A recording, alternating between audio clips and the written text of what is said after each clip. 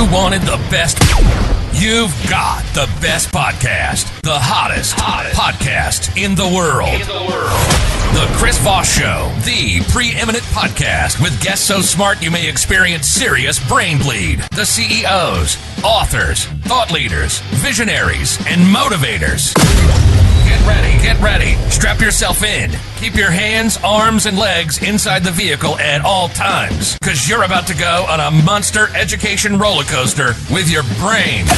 Now, here's your host, Chris Voss. Hi, folks. It's Voss here from thechrisvossshow.com. There you go. That makes it official, ladies and gentlemen. When the fat lady sings the opera lines of the Chris Voss Show, you know the officialness has finally happened. Welcome to the big show. As always, folks, we bring you the smartest people, the brilliantest minds. We improve the quality of your life. And if you don't feel improved after each show, there is a certificate at the end of guarantee that you will improve your life if you listen to the full show. But you can't listen to pieces. That doesn't count. It's cheating, eh? I don't know why people do that. But anyway, guys, as always, we certainly appreciate you guys tuning in. For 15 years, 3 to 4 shows a weekday, 15 to 20 shows a week. I mean, what more do you guys want from me? I mean, there's no other podcast there's probably other podcasts that put out that kind of content. We're like a radio show. We bring you the nuclear delivered version of an extraordinary group of brilliant minds, and that was the best I've ever made up in one line ever. So refer the show to your family, friends, and relatives. Go to goodreads.com/ChrisVoss, LinkedIn.com/ChrisVoss, YouTube.com/ChrisVoss. Subscribe to the big LinkedIn newsletter, 130,000 group on LinkedIn. Chris Voss, one on the tickety-tockety. And finally, you can chat with the show. You can chat with me at Chris Voss, Facebook.com, and our big Facebook group we have over there. We have an amazing young man on the show with us today. Robert Kaelin joins us on the show. He has his new book that's coming out November 28th, 2023, called Generous Influencers. You hold the key to creating a positive impact. I almost feel like that title goes with the Smokey the Bear. Only you can stop forest fires. Wow, the onus of positive impact is now upon me. I feel guilty already. Robert is an author, speaker, trainer, and coach after graduating with a degree in leadership from Faith International University. He is a visionary leader, launching Counterculture Leadership, which helps equip leaders to reach their full potential, which is good because I'm always at half, so they can change the world with positive impact. And this is why I do the show, so I can learn so many things. He is also the founder of Generous Influencers, a nonprofit that is on a mission to influence communities with generosity through community events and building local partnerships. He lives in the Pacific Northwest with his wife, Jackie. They have 3 children, love spending their time adventuring and soaking up and in the world around them. Welcome to the show, Robert. How are you? Hey, buddy. Thank you so much. It's an honor to be here and talking with you. It's an honor to have you as well, sir. Give us your .coms. Where can people find you on the interwebs? Yeah, people can find me robertjkaelin.com. That's Kaelin. robertjkaelin.com. They could also find me at robertjkaelin on social media. There you go. And nice. Give us the overview of the book and what's inside. Absolutely. So when I wrote this book, I actually, my editor told me, hey, write this to one person. Don't write it to a massive audience.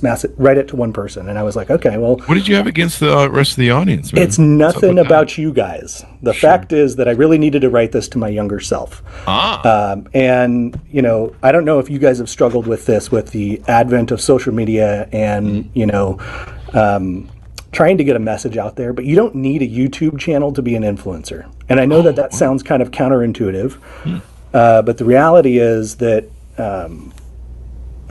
we influence people around us every single day in the little things, right? Mm-hmm. Walking down the street, smile to somebody. I mean, it's the little moments in life that make life worth living. And this whole book is written my journey and my perspective on how that can be created and fostered into a culture of generosity. There you go. A culture of generosity. Why do we need to be generous? Can't we just always take things and be Machiavellian? I mean, you could. I don't even know what Machiavellian means. Oh yeah, that's. yeah. I'm gonna have to go look that up in the thesaurus. I'm getting Machiavellian is smarter. the prince from Machiavellianism. I don't know if you read it, but I mean, it's a great book in my mind. But I'm a narcissist, so that works out for me. But why is it important to be generous? You know what? Generosity is really the key component of any good leader. Okay, so just think about like the people that have impacted you in some way. They have been generous with their time, with their talent, with their treasure, with their impact, their touch on your life, their personal touch. Only they could do, right? And I really believe that generosity is that key component that every good leader really possesses to make an impact that only they can make. And when I think about generosity, I think it really is just adding value to another person, right? And growing up, I struggled with what is that? I heard that term, like add value. And I was like, what does that mean? I don't even know what that means. What does it mean to add value? Well, the reason it's kind of a obscure term is because it's different for everybody. The adding value. So in the title of your book, you call them generous influencers. Yeah. Give us some examples of what the difference would be between Machiavellian type influencers like me and generous influencers. I'm not Machiavellian. Just calm down. So give us some examples of what a generous influencer looks like. Is this those Kardashian kids that are on the news? Do those guys qualify or what? I mean, maybe. I don't know them personally, so I'm not going to knock them. But I will say I had a boss at Microsoft when I was there. Before the show got started, Chris, you and I were talking a little bit about my backstory. I worked at Microsoft on the Xbox team, and I had a boss that changed my life forever.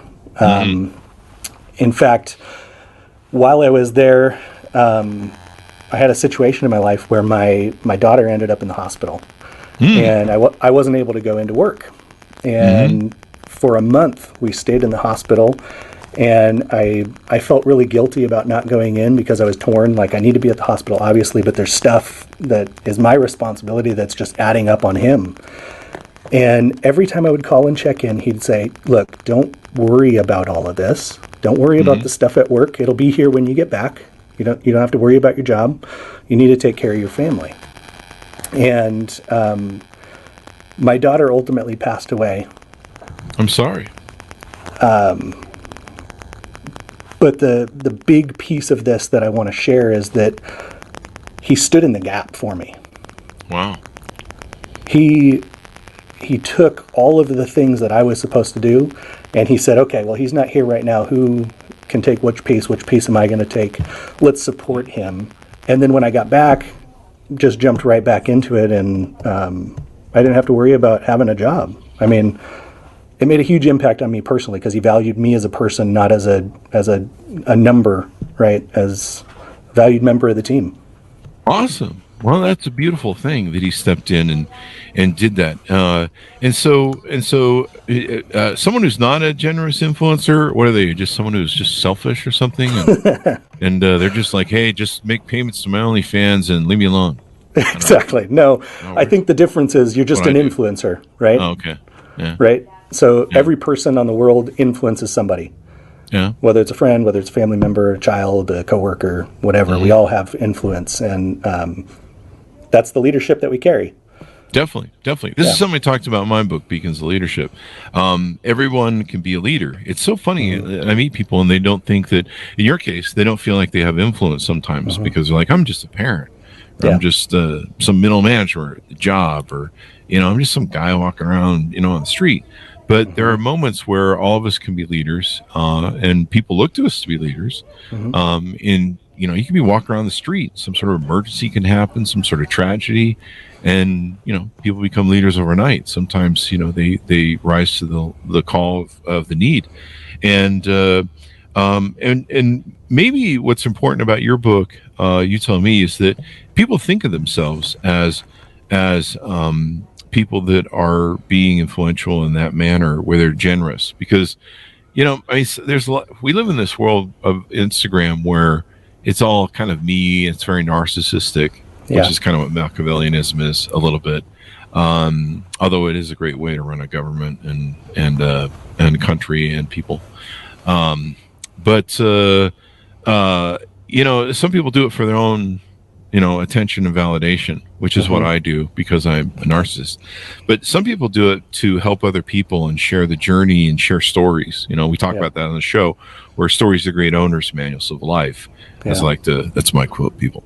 And we learn from each other sharing the stories. One of the things that I've talked about on the show a million times, I know, my dog passed away in a seizure one night within a half an hour, and we went from everything was fine to everything was not fine. And it was a shocking loss. And I wrote a big bleeding heart, vodka laden, just expose of my feelings about it on Facebook. And I sat for a half an hour saying, this is too much. This is all about me. This is not influential, whatever. And finally I pressed the button and sent it. And what I didn't realize was how many people it helped. And so many people wrote to me after, talked to me after, people remember to this day, 8 years later. And they're like, hey, I seeing you go through your cathartic process there, I realized I didn't get closure with my father's death or my pet's death, or I didn't deal with this. Yeah. And there ended up being, kind of what you call maybe a generosity there. Yeah, 100%. I think sharing our story is important. I think in the beginning of my book, I talk about this concept of wholeness. And if we don't work through the mess of life, it's really hard for us to get outside of ourselves. Yeah. Right? To be able to see how did I process this? What could somebody else be going through at this moment in their life? How can I show up with generosity? I think sharing our story is one of the biggest things that we can do.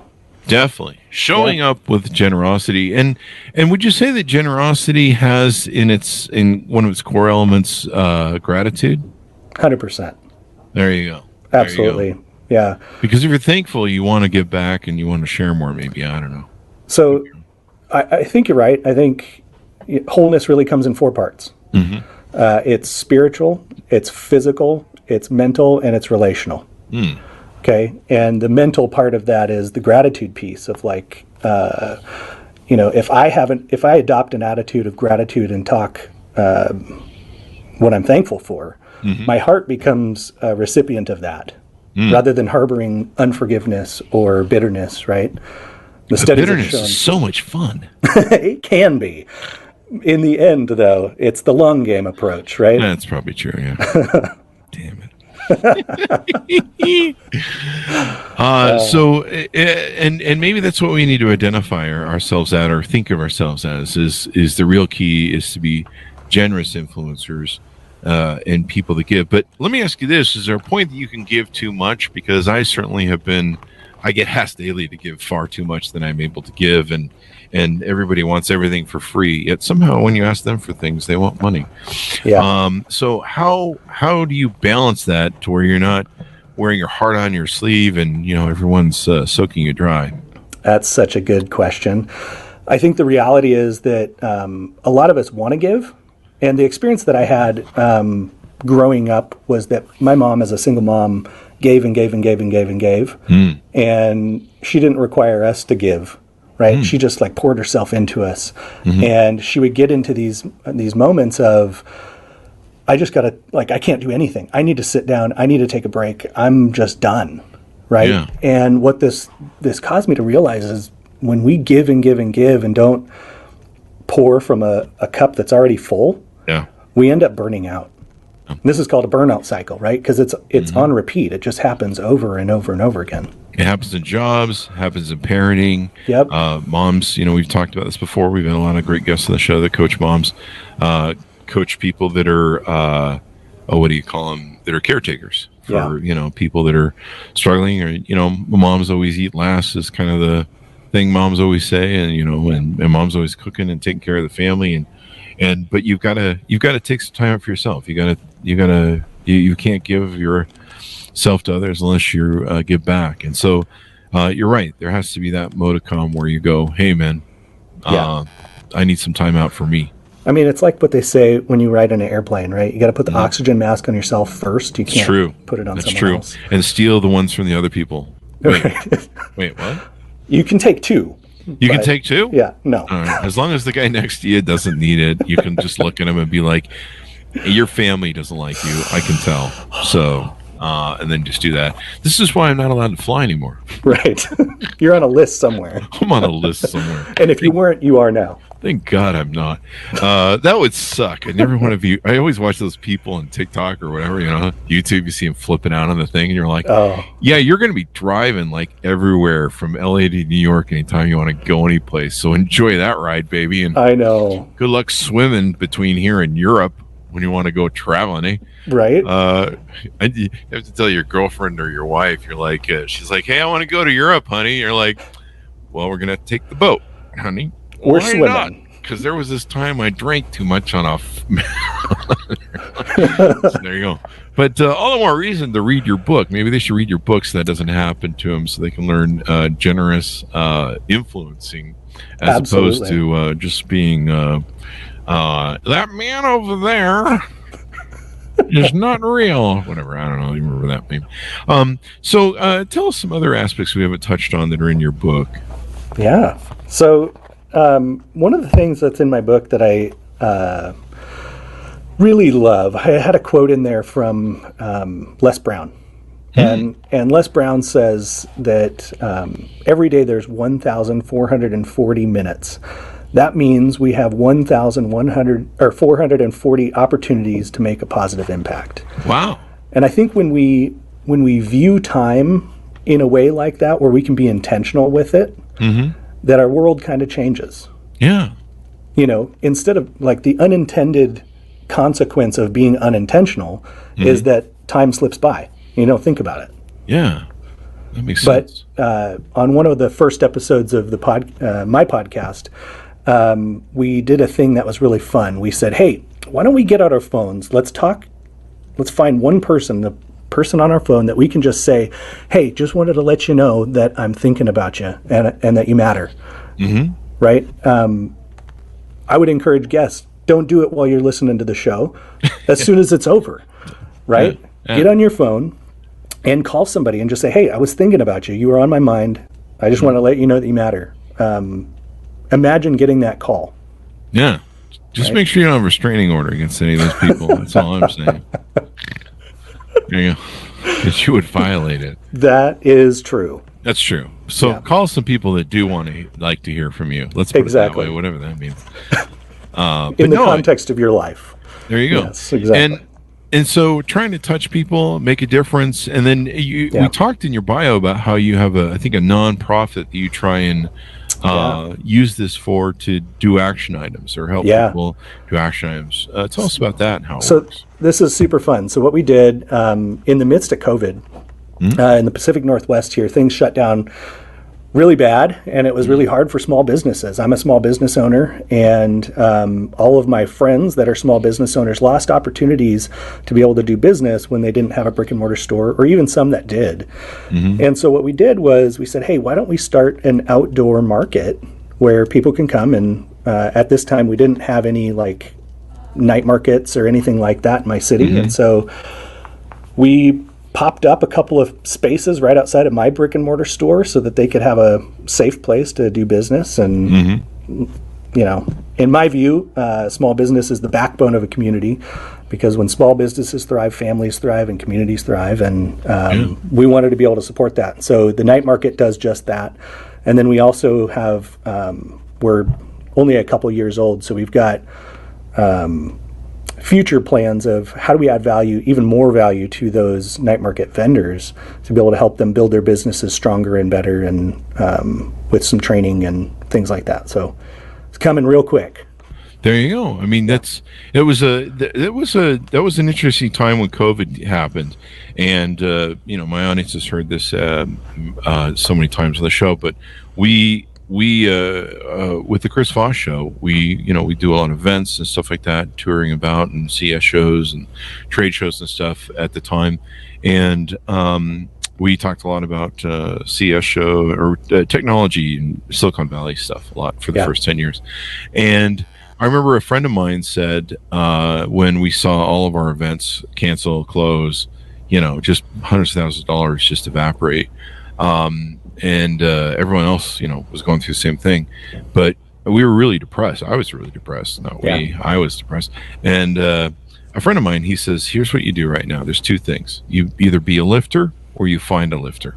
Yeah. That's what you do. So go find a lifter if you're depressed, if you're struggling, if you're having a hard time with what we're going through right now, or be a lifter.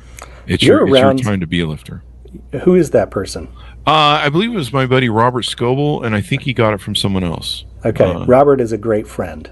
He is a good friend. He is a good friend, and a lot of people listen to him. He has a huge audience and talks about AI, and he's a good man. He's been one of my best friends for years. But he put that on Facebook, and it struck me. And so I sat down and I took a look at, okay, what are my assets? And I'm not a good follower. I'm a leader, but it was kind of hard to find leadership at that point in time, and so I just focused. I said, what are my assets? What do I have still? What hasn't been taken from me? I still have my great podcast that we built for 10 years. Well, I'm tired of talking about shit that doesn't really matter in the scope of things, because COVID kind of made you realize that, some things, who cares about the latest iPhone, really, when it comes down to it, when your loved ones can be taken away from you in a moment by, a disease and the hospitals are being overwhelmed. It kind of put some perspective on the show, and I was kind of done talking about it for 10 years. And so I said, what we're going to do? We're going to open up the show. We're going to talk about everything that can improve people's lives, everything and anything that I like listening. And I want to have the conversations I want to do, and I want to have newsmakers on. I want to have journalists, and I want to have brilliant minds on the show. And I want to talk about things that are improve people's lives and lift them up. Yeah. And I'm going to be a lifter. I love that. So that's what we did, and it changed the dynamics of the show. Made me fall in love with the show all over again.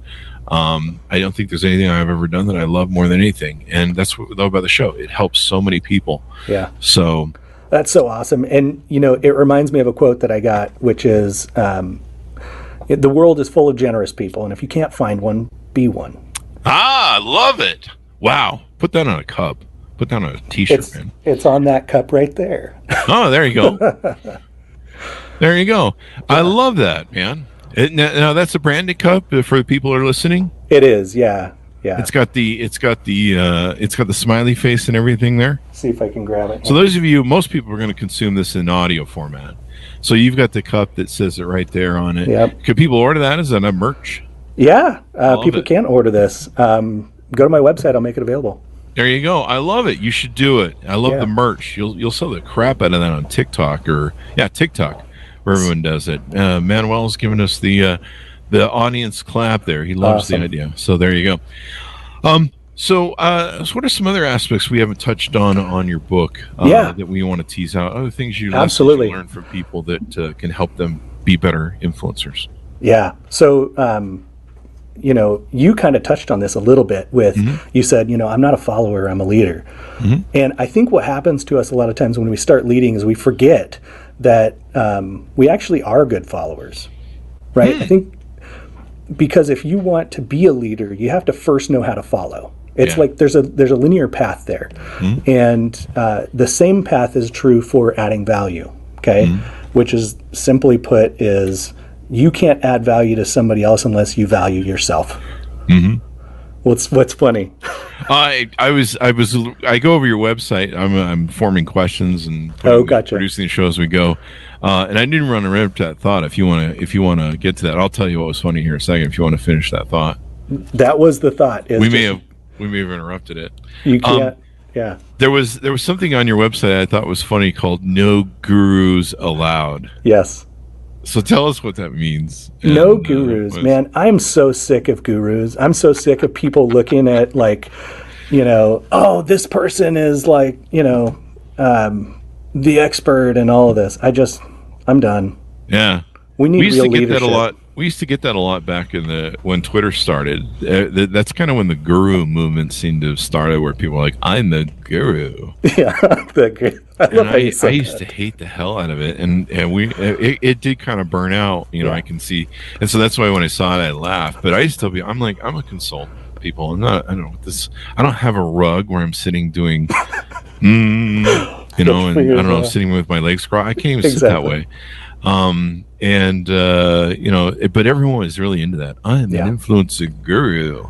Totally. And it kind of became the play word for you're full of shit. Yeah, absolutely. How many people, I mean, it's almost like the business model of how big can I get and how much money can I take and how much little value can I do for it? Yeah. You know, Yeah. it's like, The other thing is too, is it really implies a Kool-Aid sort of, who is that band of crazy people with the religious thing in the Africa in the 70s? Jamestown. The Jamestown thing. Yeah, Jamestown. It kind of implies that whole thing when you're like, I'm a guru. What? It's like, what are we joining? A cult over here? What's going on? Exactly. What's going on? Don't join cults, people. They're bad. You can join the Chris Voss cult, but it's an open cult. We don't have Kool-Aid. It's the community. You can drink what you want. And we have lots of guests that you can drink whatever they're serving, and it's all good. But make sure you pay your tithing. All we ask is for a firstborn and maybe a goat once in a while, sacrifice. But just the ugly goat, not the cute goats. I don't know what that means. Right now, people are getting really angry at me that like goats. Goats are fine with me, eh? So anyway, but no, I love that your thing on your website. So when I saw that, you have some other comments here that I think are important. Yeah, we all desire to leave a legacy. We all desire to create positive impact. Often we struggle with where to start. We struggle with who to listen to. Look no further. There are no gurus here. There you go. Now it says join the community that's making a positive impact in your world on your website. Have you built a community for people that want to be generous?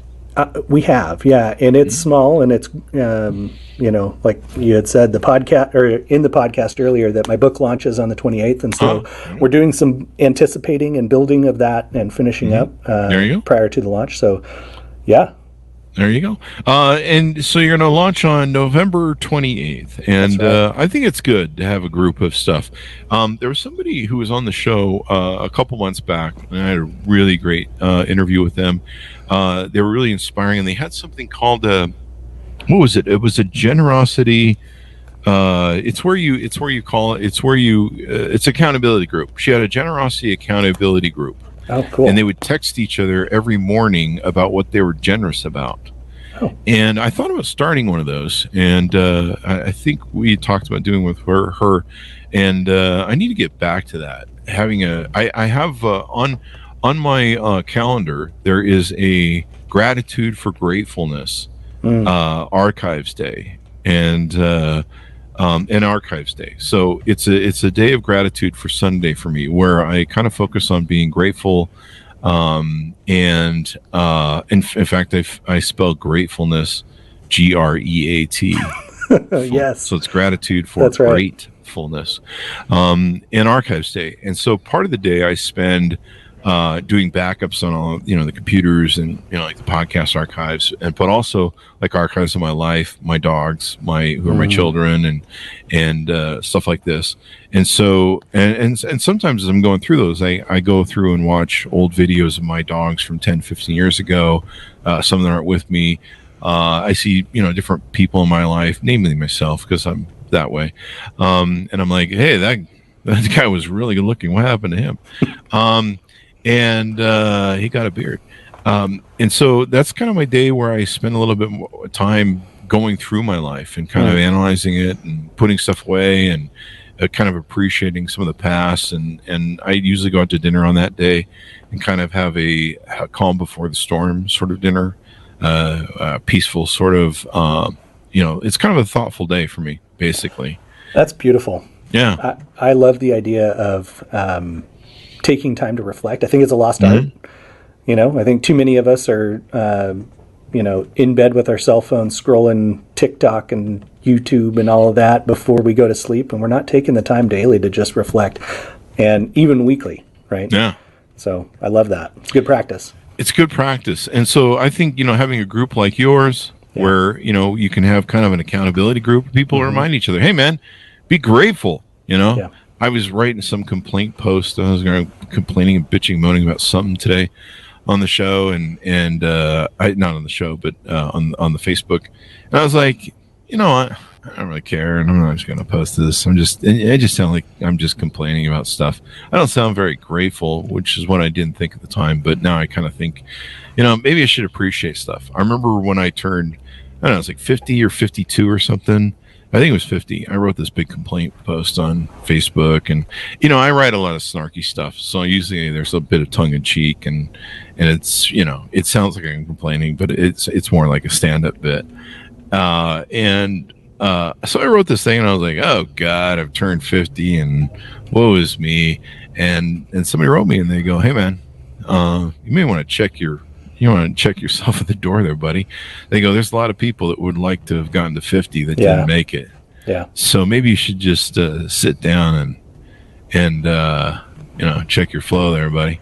And it really hit me like a ton of bricks. I was like, "Huh, yeah, he's got a point, man." I mean, dude, that right there, that's like the book. The guy that just, had it in his conscience enough to say, hey, I'm going to help him kind of change his perspective here a little bit, because there is something to that we need each other. And sometimes we can get in that woe is me mentality, and all of us can do it. And to have somebody who's able to just speak the truth and say, hey, look, there are people out there who wish they could have made it to 50. Everyone who died yesterday, they had plans of waking up. That's true. Good point. They had plans, man. Yeah. And their family had plans, and people that loved them had plans. Their employers had plans. Like, why isn't Bob here today? So there you go. Exactly. Final thoughts and pitch out as we go out on the book to get everyone to order it up.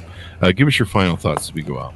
Yeah, my final thought is kind of a wrap up of what we started with about wholeness, which is just that changed leaders change lives. And transformation happens within. It's not out there. You gotta do the hard work in here. It's not out there. You're not going to find it. You're not going to arrive at it. Change leaders change lives. I truly believe that, and I think that I'm a little leadership sad, which is one of the things that had me write the book. Just looking around and wishing that we had people like your friend Robert, who could be generous influencers in our lives and impact the people that are close to us to help us become better, reach our fullest potential. Most definitely. It's we need more people in the life that stand up and say, "Hey, man, enjoy your life. Support what's going on." Exactly. And all that good stuff, because it can make all the difference in the world. When you touch people's lives, when you brighten their lives, when you give them hope, when you give them inspiration. Sometimes we need that little kick. At first, when I saw that, when my friend posted that, I was like, he's like, "Hey, man, a lot of people didn't make it to 50." I was like, "Well, you're freaking rude." Then I got thinking about it, and I'm like, "Geez, wow, okay, yeah, I need to sit down and shut up and maybe be grateful about what I have." And it's so important, and having the generosity to try and influence people and think about, paying it forward, passing the buck forward, sort of thing, is a better way to influence people than being like, "Hey, did you hear about the horrible things that happened today?" All that good stuff. And that's what the Chris Voss Show does, by the way. We're generous influencers. You are. We try Absolutely. to be. We do this all. So there you go. And it's a labor of love, let me tell you. So thank you very much, Robert, for coming to the show. We really appreciate it. We got your .coms in there, right? We did. Yeah, it's been a pleasure, my friend. I appreciate you having me on the show, and looking forward to the next one. There you go. Order the book, folks. Wherever fine books are sold, stay away from those alleyway bookstores, because there's not very generous people in there. In fact, you might get robbed or mugged. Generous influencers, you hold the key. Only you can hold the key. Only. Let me recut this. So it's right. You. Generous influencers, you hold the key to creating a positive impact. And when you really think about it, you really do. Because if you don't do it, not a lot of other people are too. So set an example for people, and probably set an example if you're a parent for your kids, your employees, the people you lead, et cetera, et cetera. Thanks so much for tuning in. Go to goodreads.com/Chris Voss, LinkedIn.com/Chris Voss, YouTube.com/Chris Voss, Chris Voss 1 on the Tickety Talkety, and of course, the new thing, what is it? Chris Voss, Facebook.com. Thanks for tuning in. Be good to each other. Stay safe, and we'll see you guys next time.